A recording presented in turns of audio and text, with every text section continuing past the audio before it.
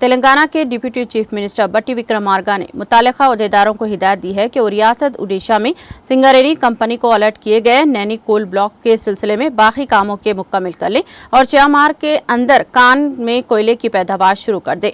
Deputy chief minister Bhatti Vikramarka ने आज Telangana secretariat में महकमा तवन्नाई के secretary Ronaldo Singareni N Balaram और दीगर अहदेदारों के साथ नैनी कोल ब्लॉक का जायजा लिया।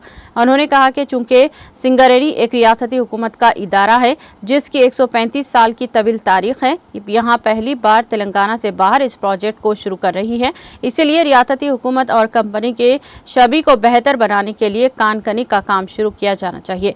उन्होंने मुकामी लोगों की फलाह बहबूद को मद्देनजर रखते हुए काम करने का मशवरा दिया।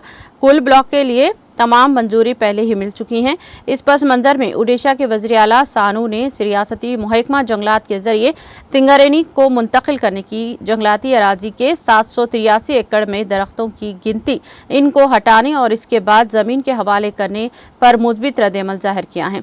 इसीलिए उन्होंने सिंगरेनी तंजीम को हिदायत दी है कि वो इस रियासत के महकमा जंगलात के साथ मुसलसल राब्ता में रहते हुए इन कामों को मुकम्मल करने के लिए पहल करें।